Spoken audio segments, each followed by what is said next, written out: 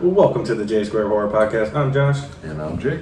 On today's episode, we are going to talk about the Mutilator.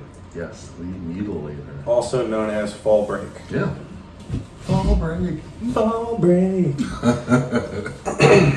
So, Jake, you're a big fan of the 80s glampy slashers. Yeah, I love it. So, I'm going to let you start this one off. All right. So, the Mutilator, we're going to call it just Fall Break. Way easier to say. It's a lot easier to say. So, it was released, or the screening was in 1984, actually in Newport News, Virginia. It was right around the corner from us. Yeah. Wow. Yeah. So, originally when it was screened, it was known as Fall Break. Okay.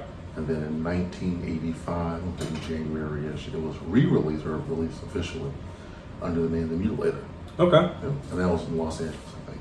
So, we're going to Friday the 13th, chapter 2.5. I disagree on that. Friday the 13th is a much higher caliber movie. But sure, yeah. So, you got the beginning of the film just starts off with a bang, literally. Yeah, it is insane. This little boy, for whatever reason, is cleaning his father's guns. Hey, happy birthday, Daddy. So he's cleaning them, having a good old time. For whatever reason, decides to aim one out into a different room where he knows his mom is. He's well aware. And pulls the trigger. Pulls the trigger. Shoots her right in the back. Dead instantly. She dies instantly. Instantly. Dad comes home. Dad finds dead wife. And it's crazy, his initial instinct is to, I gotta kill my son now. Basically. Yeah, because he walks up to her, sees her laying there, pushes the son back to the room he's originally in, gets his gun, and tries to aim it at his son. It's starting off very well. Yeah, it goes right into it. It definitely, it hooks you instantly. Yeah. I mean, if your opening scene is death, Yeah. I'm in. Yeah. But then it takes like 40 more minutes. Yeah, then it takes a turn. You're meeting with his son older and his friends. College age. Yeah, who they're college age, but they look like they're in like their early to mid 40s. Yeah, every single one of them. Yeah, they're all very old. All horror movies kind of use old actors playing young folk. Yeah, except for, there are a couple actors in the original Friday the 13th. They were actually underage. So, we're out here trend setting. So this is Friday the 13th with old actors. This is not at all Friday the 13th with any actors for the movies. So college kids, he gets a phone call at a bar, and his dad is like, hey, you got to go to the cabin at the beach and clean it up, winterize it. And he's like, I ain't doing that. My dad ain't really talked to me all these years. Yeah, well, you killed your moms. Yeah, but he doesn't realize that it's that big a deal. His friends find the note. The friends go, ooh, party time. Yeah. So they get there, and the place looks just trashed. Oh, yeah, there's bottles everywhere. Clearly, his father's been Door was sitting open and drinking for months. Yeah. Waiting for this moment to enact his revenge, I guess. Yeah. I mean, because pretty quickly in, they don't realize it, but he's asleep in the garage. Yeah, it's a weird movie overall. To say the least. Very strange details. Like, why are you in the garage sleep with an axe? Yeah, with his battle axe. Yeah. That they talk about in the movie because they think that it was stolen. Yeah. Which is strange. I think that the first instinct is, it's not here. It must be stolen. Well, that was their thing the whole time, though.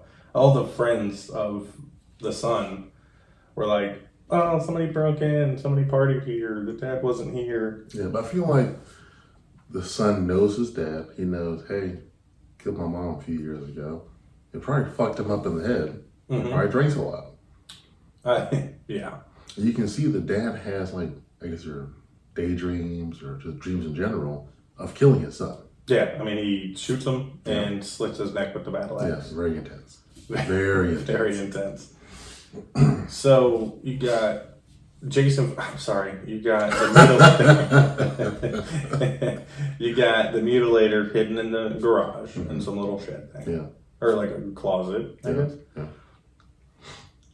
Couple number one, your cliche horror couple, just making out, trying to get some dirty time in the garage, and luckily, the other friend calls them back up because they're about to open the door and find out, boom, dude's sleeping. Yeah, which, it is kind of cliche, the scene or the couple who is sex driven and but I mean, Halloween did do it first. Kind of the reason why Mike killed his sister. We're talking about biting on different Halloween or different franchise. No, just that was nothing there. like Halloween. Halloween did it subtly and beautifully, and Friday the 13th, many other horror films over glorify, over glamorize the sex, tits, blood, all that stuff. Yeah, Halloween did it without having to show it. They couldn't afford to. That's what happens when you're the originator. I'll give you that. So, Friday the 13th, chapter 2.5, we've got it's the tropes without necessarily the tropes, because nobody actually has sex in the movie. Mm-hmm. There's the pool scene where the first girl goes missing, which makes zero sense to me. All right. Yeah, I don't understand that. I feel like, was he already in the water waiting? So there's a scene where I think it's right before they start playing that awkward hide and seek in the pool. The strangest game. Never heard. Marco Polo, maybe? They're big on very strange hide and seek games in this movie. Very much so. We'll get to the next one later. But we're at the pool scene. If you look in the back left hand of the scene, you've got a shadow kind of creeping around that. Because just for anybody that hasn't seen the movie, they're in a pool that's surrounded by like a tent, obviously to keep the weather and things out. But you see a shadow in the background. You don't necessarily know because the other group of friends is out looking for them. And then they're like, oh my God, let's play this romantic hide and seek. And I've been swimming a lot of times in my life. I'm never looking for people underwater. The whole time they both keep dipping and looking for each other, dipping and looking for each other. One pops up, the other one's under the water. The other one pops up, the other one's under the water. Then all of a sudden, you got the two creepy hands grab the girl, pull her underwater. Boyfriend pops up, still doesn't know this is a thing. And then she's getting drug out of the pool in the time that homeboy's still under the water holding his breath, looking for her. And he's able to leave a trail of clothing in a nice romantic game gesture and dip. My biggest takeaway from not only this movie, but any 80s horror movie, that obviously isn't Friday the 13th, there are huge plot holes. There are plenty of things that make no sense. So in my mind, he is under the water. For how long? With scuba gear on. Oh my gosh, waiting, Jake. just waiting. Your brain goes there. Well, yeah, I think, they're in North Carolina. Yeah. They live by the water. They may dive every now and then. This guy is fully prepared for any type of situation. So he saw them, he grabbed his gear, he waited under the water. So my shadow theory shot? 100% shot, yeah. Then why? Who was creeping around the pool? The homies never got near that pool. I mean, they could have been just walking by. It is just a shadow. There was nobody else on that beach. That we know of. It was other than the beach sheriff thing that you see later. Well, you see the beach sheriff.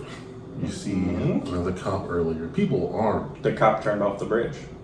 He even says that cops don't go to that unless they're called. That guy is like a neighborhood patrol, and he's probably the only other guy there. Did someone call? Did someone call him? Yeah. I think he was just doing his rounds because, like you said, he noticed a car at a house that hadn't been occupied in a while. He was just patrolling the parameters, Yeah, side character that comes along later. So, your theory is that he's scuba chilling under the water the entire time they're playing that magical hide and seek game. They don't see him. They keep going underwater to look for each other. You're not going to see an ominous figure in the water. No, because obviously, Get out, dude. The thing he's good on is stealth. You can't be stealthy in clear water. well, the water. For that scene, they actually did add milk to the water to make it appear more cloudy. Because of they talk about the chlorine. Yeah. So maybe it's cloudy water. He's hanging out. Anything is possible. Especially in horror films. Yeah, anything is possible, especially when it doesn't make sense. Maybe he had no scuba gear, was just hanging out down there. Just holding his breath. He's Michael Phelps in it under there. Yeah, or when they were in the water, when they were going up and under maybe he just somehow slid in from a different side of the pool. There we go. Now you're on my page. And then just swam underneath. I mean, that's less fun, but is it possible? It makes way more sense than the homeboy chilling in a pool of scuba gear. We're not here for logic, so. Okay, Mr. Plot Holes Ruining Movies. There are movies that have no logic, have no plot holes, and are fine. Yes, this being probably one of your biggest advocates of the story makes no sense, but there's death, blood, and scary. Yeah, it's fall break. Enjoy yourself. Yeah. See, I wish they would have kept the title Fall Break. Do you? Mutilator is really hard to say for a podcast. Yeah, I'm pretty sure the last episode when I said it sounded like I said Mutilator. It did. I did want to call you out on it, but I noticed it the second after I said it. Yeah. And I literally have thought about it every single night since then. Yeah, I listened to the last episode and I was like, the hell is Mutilator? I'm laying in bed. Bueller. Just toss it dirty because you mispronounced. Yeah. We have a fan reach out, Spike Durden's like, please, give Mutilator, and then Jake comes on the mic and just Mutilator. Yeah, Mutilator. So that's why we're going to keep referring to this movie as Fall Break, everyone. I don't know how to talk, so Fall Break is for me to say. It's kind of hard to enunciate sometimes, especially B's and M's. Yeah, M's and B's. They're so similar, They're hard to say it. It is tricky. Very tricky to differentiate the two. So, Fall Break. See, there you go. It's hard to tell. Gotta love unscripted podcasts. So, you got Fall Break, aka The Mutilator. Mm-hmm. And we finally, we're 40 minutes into the film. Sorry we jumped ahead, but really there's nothing of substance in the middle or in the first parts there. It's just filler and conversation. And the crazy thing is nothing that's talked about that leads up to what's going to happen. Dude, I mean, you got nothing at all. No, you have obviously all the friends knew that he shot. Well, what was his name? Gary Craig. I can't even tell you their name. Yeah. The redhead, as he so thinks he is. He's blonde in the movie. Yeah, the strangest thing. He tells all the friends, he shot his mom back in the day. It was crazy. That's it. It's never touched on again. He never says him and his dad have like that bad of a beef to where he would be slaughtering all of them here in a little bit. Yeah. First girl gets drowned. Taken out of the pool. Yeah. The boyfriend then follows who is like 47 and a half. He's like her father. Got it.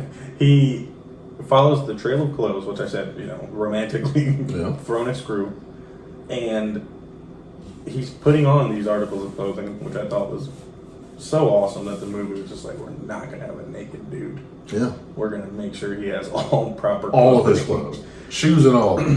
So he follows the trail of clothes back to the good old garage, and there's a brawl kind of like 6 feet away from the garage door, which has never been closed. I've never seen them open it. It's just been open the entire time. Which I would have checked immediately upon showing up to a sketchy cabin. Yeah, why is this garage door open? No, we're on Fall Break. It's all good. It's Fall Break. So he goes into the garage and he's like, "Oh, this game is so much fun. Oh yeah, about to get some." And he opens a door, and how's he go? Oh, the boat propeller. It's the most drawn out. One of my favorite death scenes in the movie.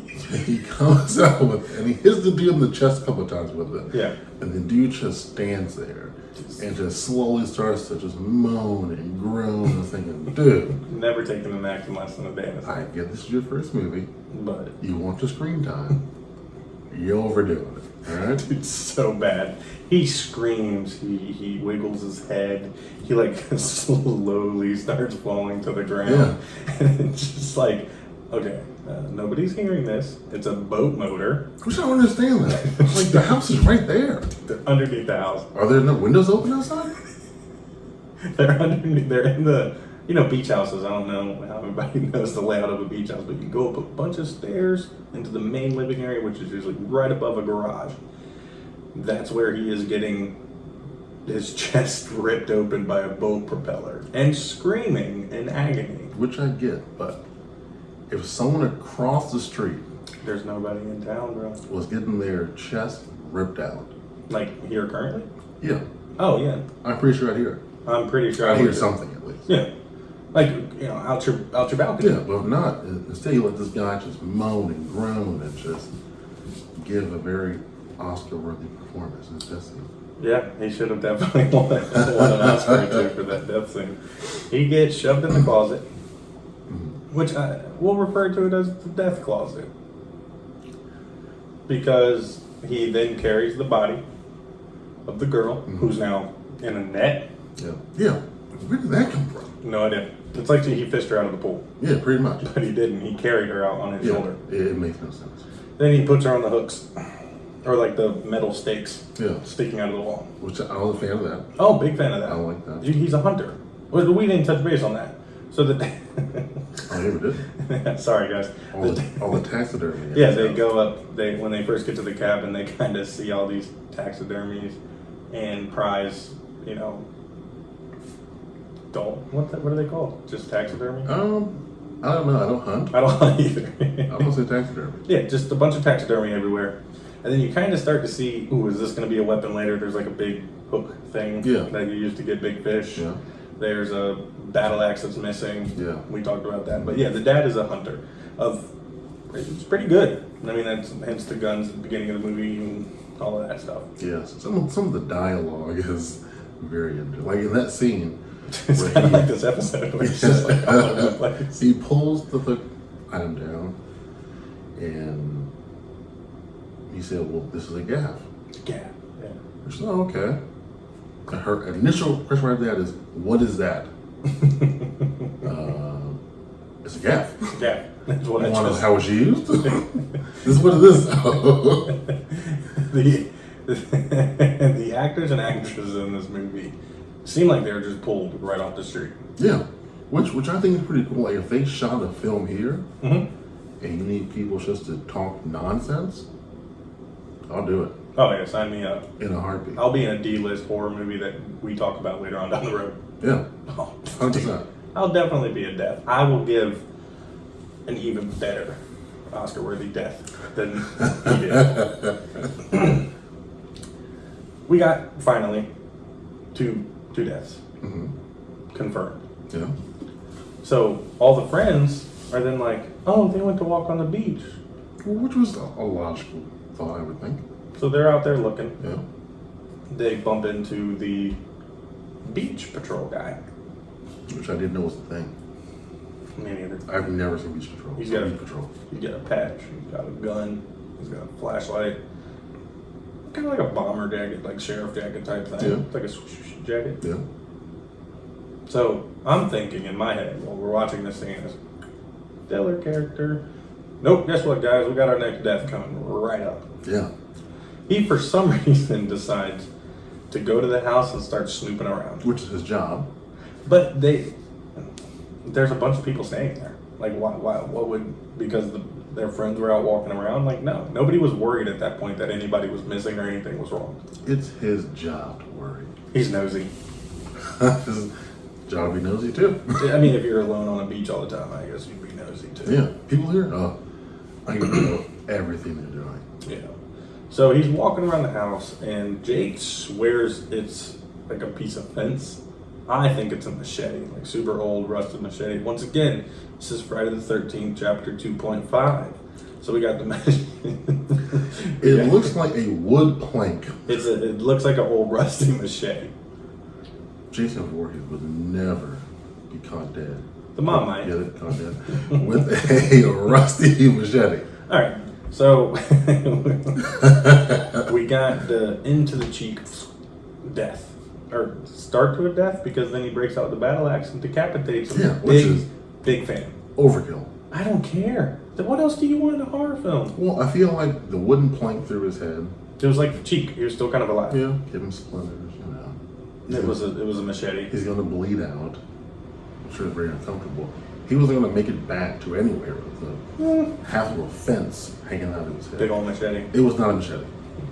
If you watch this movie, yeah. If you guys watch this, let us know machete. what you guys think the weapon is. It's wood. It's a machete. If it's not wood, it is the worst prop I've ever seen. I 1000% agree. In a movie. 1000% agree. I didn't say it was a good prop. I just don't think it's a piece of wood. Well, they got good props throughout. I mean, the kills they look really good, especially for 80s. Yeah, there's no way that you smell something. Let's go super cheap on this machete. I honestly do. Piece of wood. It's a machete. Agree to disagree? Yeah, that's fine. All I know is the man up here would never do that. If he had it, he'd use it. I don't think he would. Come on, dude. I can never think of any movie of him using a piece of wood to kill someone. Exactly, it's a machete. And the movies are out in the wood most of the time. Yeah, this is why this is Camp Crystal Beach. Yeah, they're not in the woods though. All right, they're at some beach house in North Carolina. I do, I just want to clarify, guys. Jason Voorhees is never in this movie. It just gives you the vibes throughout this entire film that it's a complete ripoff of Halloween, Friday the 13th. You got the ominous heavy breathing in the background with a silhouette.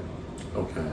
If that didn't scream Michael Myers, I would know what does. Dude, to me it screams Friday the 13th, the original. Try wearing one of these masks right here. Yeah, right? you sound, I get it, you do sound. You sound exactly like that. But they do the same thing. Even when we were watching movies that made us, they talked about it. I've never heard Jason Voorhees breathe in my life. Wasn't the mom breathing in the first one? Jason Voorhees.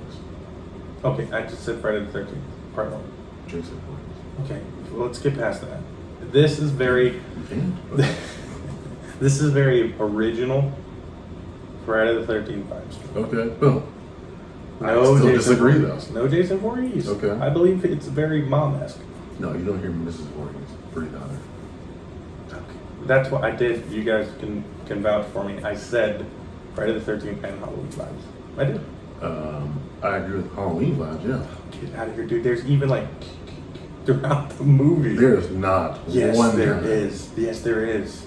No. Dude, there is. No. You'll rewatch it and you'll be like, oh, damn it, Josh was right. I'll see. It's not the exact, Of course, that's the original. but it does have that a couple of times when you're walking around. If that is the case, this is 1984. We're already 4 Friday the 13th deep in this movie. It doesn't mean you can't rip off the original. But if they did, Friday the 13th literally ripped off Halloween. It's a respect. to an extent. It's a respect thing. So what they did was they took an idea, and Which made it was better, John Carpenter's. and made it better. No, they didn't. They made it more boobs and more blood. So better. A lot of people out there will agree with you on that. All right. Back to Fall Break. Okay. The friends are just kind of now hanging out. Yeah. So are we at the point where they're playing that weird game yet? Might as well. There's nothing Yeah. else. Let's in get between. yeah, nothing happens. So now, What was the game? Can you remember what the game was called? Blind Man's Bluff. Blind Man's Bluff. If Yeah. anybody knows Yeah. if this is a real game, please let us know. Yeah. And because just the rules of it make no sense. Everybody goes outside but one person. Yeah. That person hides in the house. Yeah. But while you're outside, you have one beer. One, you have to drink a beer. That's Yeah. like counting to 30 as a Yeah. kid. Makes no sense. Okay. Hold on. We're getting somewhere. Already? I think so. All right, hear me out. You get it's like Manhunt, right? You ever play Manhunt as a kid? Yeah. Okay. It's 4-1. 3-1. Yeah. They all go outside. They drink their beer. The one person inside has to hide. Here's the confusing part. When you all the lights have to be turned off. That's why it's called Blind Man. Yeah, sure. Then you go inside and you have to touch them. Yeah. And then you lay down next to them. Or stand by them. Mm-hmm. And then the last person in the house wins. What was this? How did they word it? So, I feel like all you have to do is elect to go last. And you win. And you win. Yeah. You don't walk into the house, I guess so, yeah. So one person's in there, the other three find them, and then you find all of them. And I guess you win and you have more beers. What's crazy is this is the most well-lit house. Oh my gosh. With no lights on. They are literally, they're walking around with the light from the outside of the house shining off of their faces, and they act like they can't see each other. Yeah. Great acting. Top notch. But then you got the one friend who sees the bobcat on the wall in the exact same lighting. Yeah. But the person next to you feel around for. Yeah. It makes no sense. Mm-hmm. But somehow the game is won. The rules are never thoroughly explained, I don't think. Nope. But there's also another weird part in there where you have the Mutilator, the dad, walking he's right there through the house. They grab his foot. Yeah. Don't think anything of it. He just kind of goes back downstairs. I'm just going to keep on walking. Then the main character guy, the son, comes through and he's like, I won. Everybody want a beer? Give it away. So the Mutilator. Hey, there you go, bud. Hey, it's work in progress. Gets into the house, opens the door, he's walking around, like you said, they touch his foot. He doesn't react either, which is very strange. He wasn't ready to kill you. Yeah, but someone touched your foot. You don't know who that foot is or who hand that is. Mm-mm. Kill them. Yeah, I mean, they grabbed his foot. Yeah, Like, if your whole thing is I'm killing whoever's in my way, this random hand that grabbed my foot, I'm gonna swipe down the axe, chop their hand off, and keep going. But the son can come inside, cut the light on. Wait, where did the mutilator go? He was Like a foot away from them. No. Probably less than that. He was like right there by the table. Cut the light on, he's gone. Gone. Shows the spookiness, man. Yeah. Strange. So he wins the game, the son. And they're like, oh, what do you want to do now?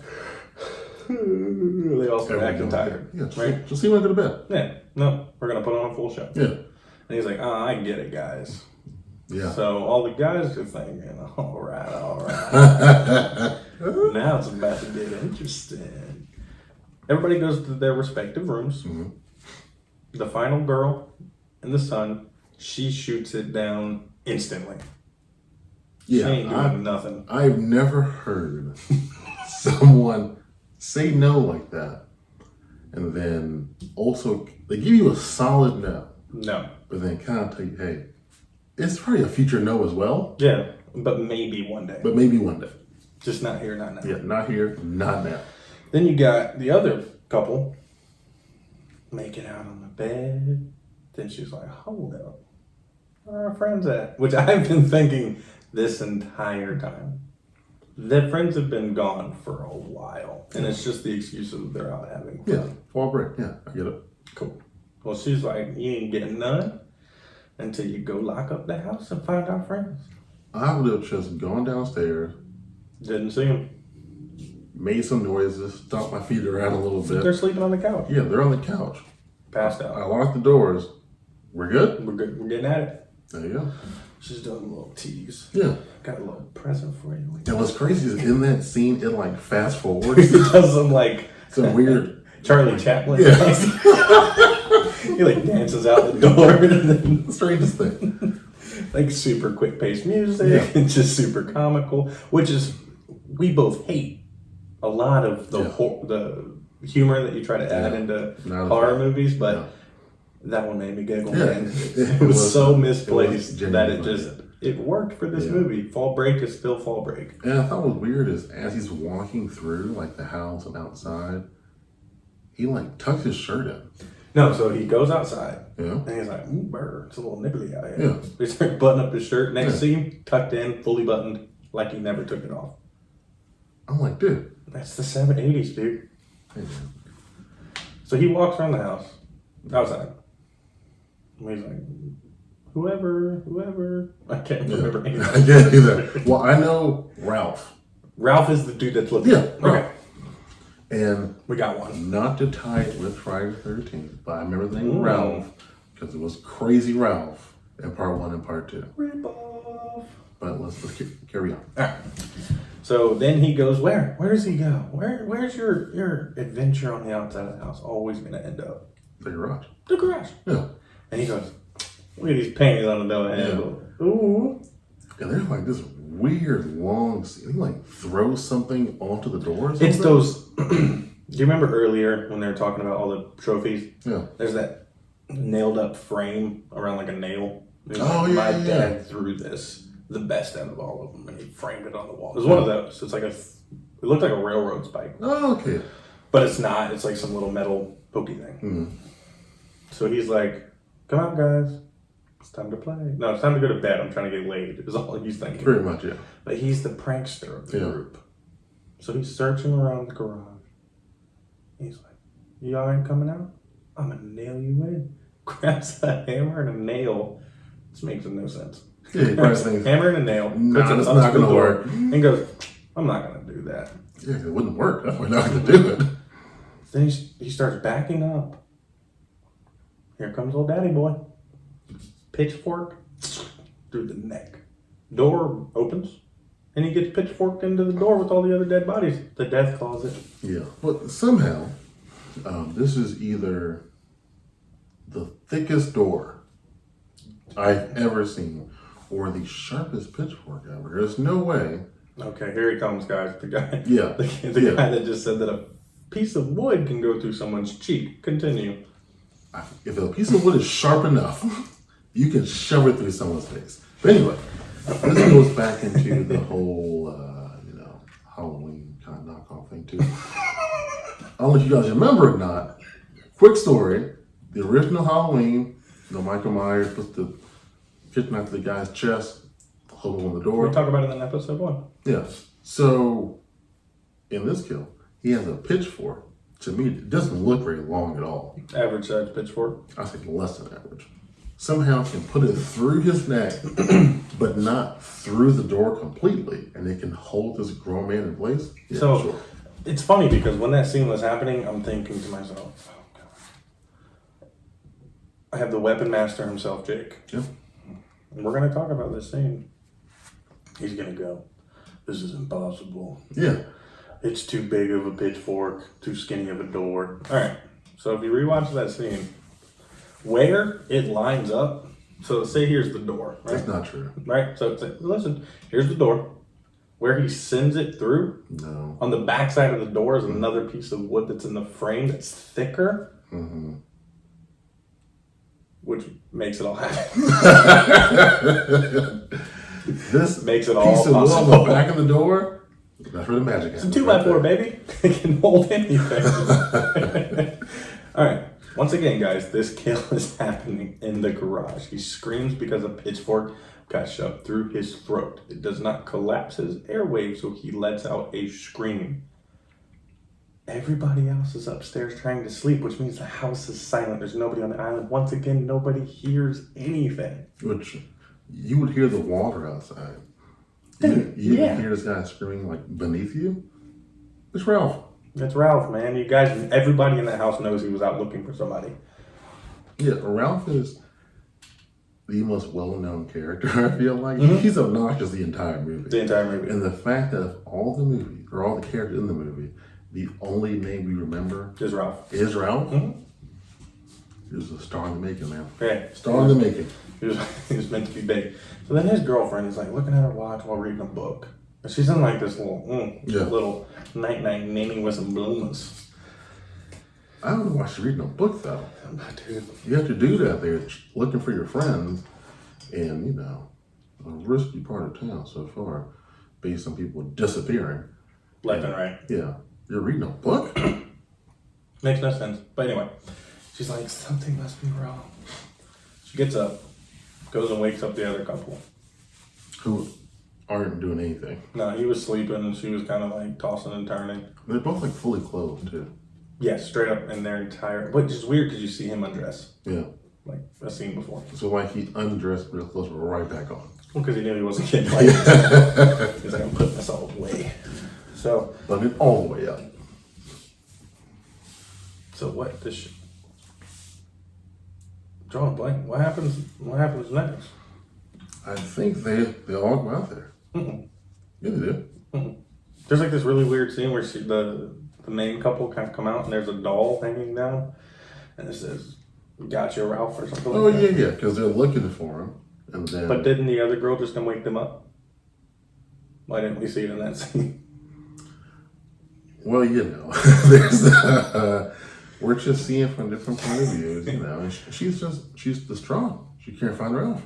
Yeah. So they all go look.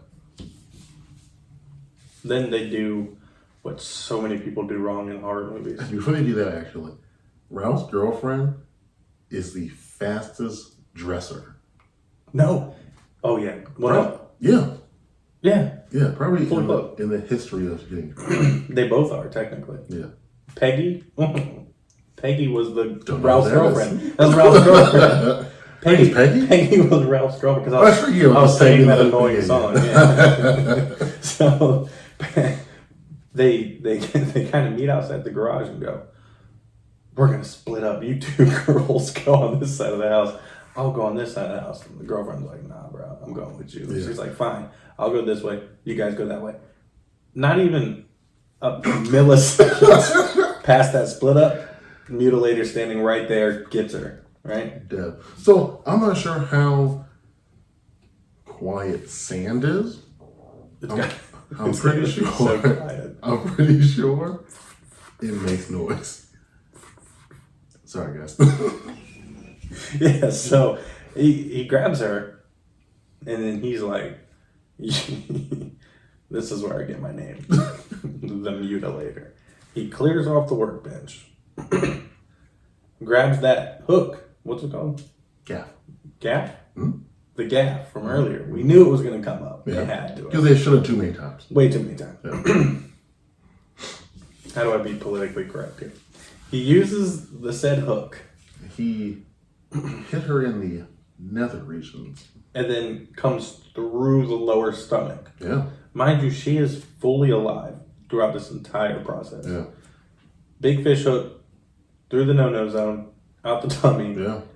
And then that's not enough. No. I'm going to pull an 85% decapitation.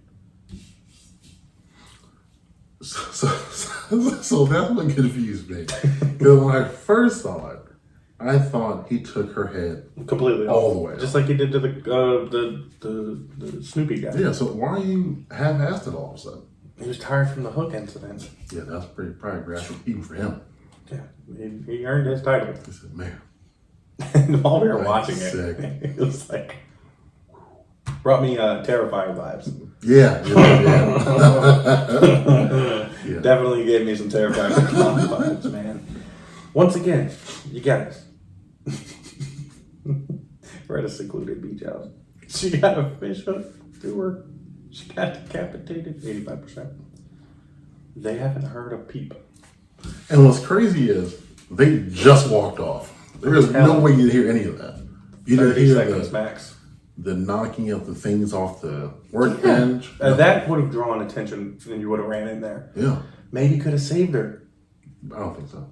I mean, fish hook through the nether regions out the gut. You can survive that. I don't know how you would. I'm not a doctor, but I have eyes. And I don't think you would be able to. Okay. So then, this movie makes no sense, dude. Yeah. I love it. They go into the garage. There? This garage is like the hub. This is the hot spot. All right? This garage. All the action. Yeah. They they go in there and they see her, correct? Pretty much? Yes, and so they see her, and I think they're hiding somewhere. They see the father dragging the body. I think he was trying to go to the murder closet. Yeah. But then you see the head. It's just kind of there. Thinking, dude, that head is no way still connected to that body. It was. It seems like a minor detail, but to me, like, nah. Yeah, Jake's done at that point. That doesn't make sense. I'm out. So now the final girl, final guy moment, right? Yeah. He gets knocked out pretty quick. Yeah, and but he locked her in the closet. He Yeah. put a little, I'm talking, a little piece of balsa wood in front of the door. She's stuck. she's like, can't get out. But still. She can't get out. He gets tuned up. Also doesn't realize it's daddy because of this amazing dark light theory that's been going on through the whole movie. Yeah. 1, makes no sense at all. 2, what's up with Final Guys and just not being able to like fend for themselves? He gave me Danny Torrance vibes. Yeah, I see that, dude. He got axed into the leg artery. Well done. Immediate, lot of blood. He's like, Then the girlfriend finally breaks the piece of balsa wood. She comes out and gets him. He like stabs him, right? Not yet. Okay. What did she do to him? Oh, the spike thing. She throws it at his face, right in the cheek, like near the temple. So he pulled it out. I was expecting like just the long spike to come. Then I realized it was just a little throw thing. Throw things, yeah. Then she kind of gets tossed around a little bit. Yeah. Finds a fish knife, which I thought was a ruler because it's a fish knife. It has measurements on it, so you can measure the fish, make sure you can keep it or whatever. Yeah.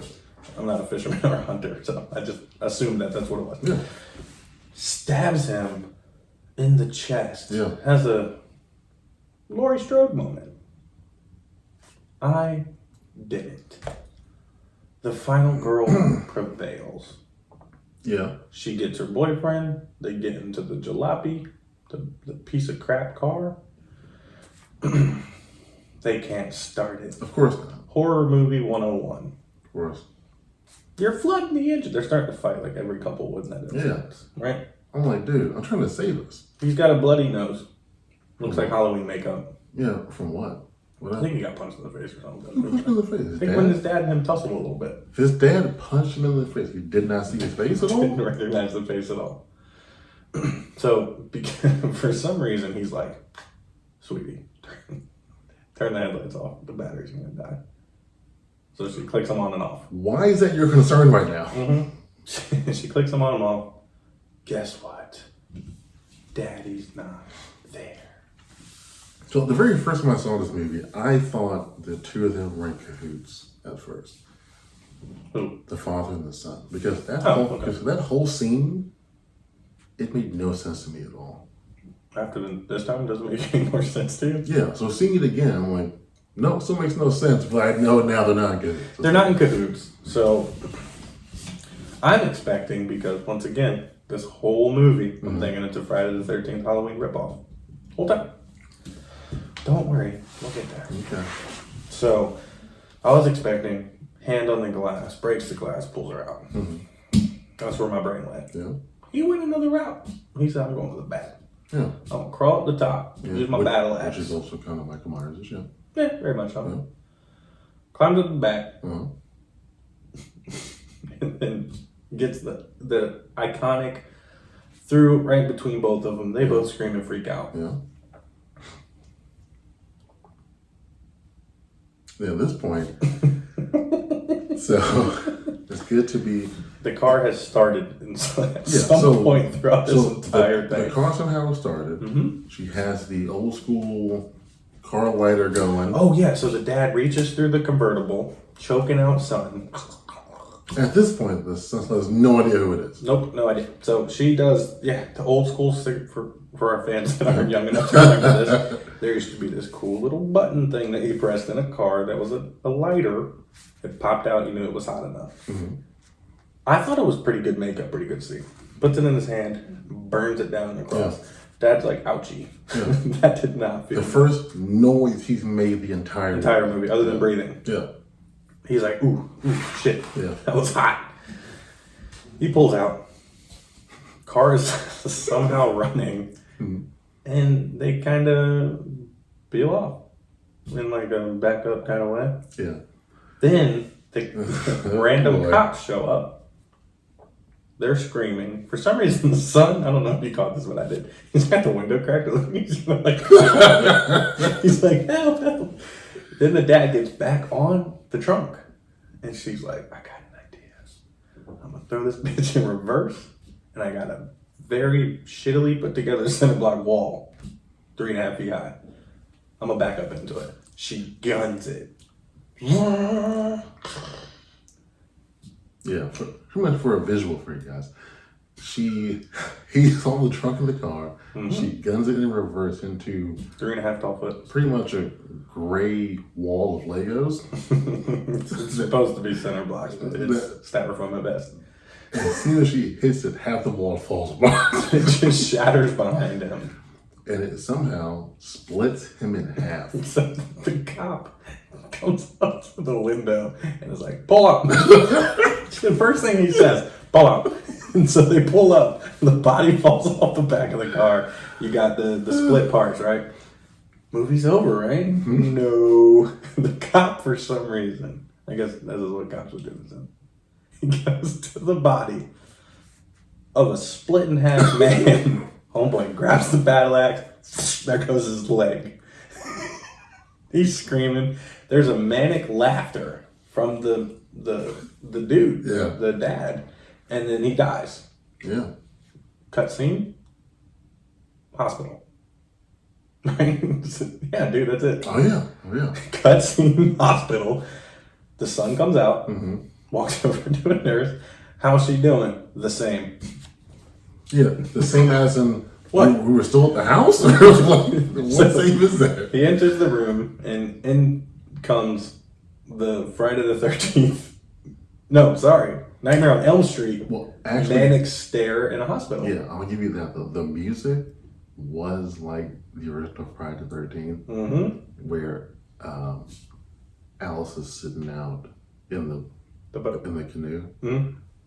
It was very similar music. Okay, but then you got, to me, Nightmare on Elm Street vibes of like just somebody sitting in the hospital room staring on. Yeah. Boyfriend comes in there, kind of pats her. They're in like, he's in full on PJs. Yeah, she's in the same clothes. No, she's in a different outfit. Is she? It's like a flower shirt. She was wearing like a Patagonia. Like what looked like a Patagonia throughout the entire movie. He touches her. They smile. Boom. Movie's over. Over for now. Guess what we found out while doing research during this movie? So, for whatever reason, in 2022, so next year, there will be I'm gonna say Fall Break 2, all right? You hear that, everybody? J Squared Horror is at the front of this booming new horror film, which is going to be a direct sequel by the original director, correct? Yeah, Buddy Cooper, yeah. How exciting. For him, yeah, I'm sure it's very exciting. Dude, for all of us. But I will say, as a community, if this sequel is also shot in North Carolina, we will have to be in it. we gotta be in it. Yeah, we don't live far from Carolina. Yeah, we'll drive down same day. Yeah. I mean, we're going to Carolina for a convention in less than a month. And clearly, a month. Acting isn't, It's not of the utmost importance. Yeah, it's not a key component. So. I can read and I can somewhat talk, as you guys can tell. So mine is B's and M's. No M's, no B's. That should be good. All right, I got to ask you. Yeah. You know what the next question is? What? What is your rating of the Mutilator, also known as Fall Break? I'm gonna give it a 7.5 out of 10. That's respectable. Yeah. That's respectable. Yeah. I feel like that's an honest opinion. All right. What about you? I'm going 6. Solid 6. Yikes. 6? 6. Okay. That's not good. No, it's not. That's not good at all. But it's like overall a 6 for a glampy horror film. Okay. 10 out of 10. Does that make sense? No. It's a 6 as a movie overall. Okay. You got the Motel Hells out there. You got the Santa Jaws. You got all these just, not even B-list. They're like C-D-list movies. Yeah. They have a special place in my heart. Okay. That's what this podcast was created for. These are the movies we want to dive into. I feel like the 6 is very low, though. Would you like me to give it a 6.5, buddy? At least an 8. I gave Dr. Sleep an 8.5. Well, 8.5? You don't remember that? I'm already being that low now. No, yeah, you said 9.5. I Sure. said 8.5. Sure You I said did. why, and I explained it. Okay. Yeah, Mutilator, fine. I'll give it a 7. I'll take that. I'll give it a 7. Jake convinced me to give it a 7. We thoroughly enjoyed this film. These Yeah. are the kind of movies we want to go and do these episodes on. Big shout out to my boy Spike. Spike asked us to do this. I hope we did it justice for you, buddy. It was a lot of fun. This is the first time I had ever seen this film. He had seen it a time or two before. It was a lot of fun. Yeah. So you guys keep following along. Keep letting us know what to do. This was a new movie for me, fun for him. We're able to do way longer of an episode than we intended for this episode. Yeah, we definitely actually, yeah. Yeah, it's fun. This is what we enjoy to do. Once again, follow us on Instagram, J Squared Horror Podcast. We have a link tree on there. It shows you everywhere we are. YouTube, Spotify, Anchor, Google. Follow along, like, comment, share. What else do you want to say to the fans, man? I want to take a moment to say thank you. Thank you for the few videos we have released. Yes. For watching them. Yes. If you could leave us some feedback, more comments. Yeah. That'd be great as well. Yeah, feel free to share us on however you feel necessary. Get us out there. Obviously, it seems like you guys are enjoying our content, which is amazing. It is. It makes us very happy to show up and do this late at night after work. I mean, we both work full-time jobs and we do this on the side. Yeah, the more videos we make, the more, I'll be able to talk more clear. So yeah, you guys help me. We hopefully help you enjoy it's a win-win. These obscure movies. As always, huge shout outs to our guys, Lucky Riggs, who does the intro music. On the Spotify, you can listen to the entire song afterwards. I'm still working on getting that linked up with the YouTube. I've been struggling with it. And Jeff Balance. This design work, I don't know if you guys can see it, but we have some merch. We're working on getting some more. The design work that he did blew our minds, and we're very, very thankful. We're sticking as local to our local area as possible, getting all this stuff done. And it's we're very, very thankful for all of that. Yeah, definitely are. And also give a quick shout out to Jeff Bridges. Jeff Bridges, as always, because of my blunder on episode 2. You were listening out there, Jeff. This one's for you as well. Once again, guys, sincerely from the bottom of our hearts, thank you for listening. And I'm Josh. And I'm Jake. Thank you for listening to the J Squared Horror Podcast.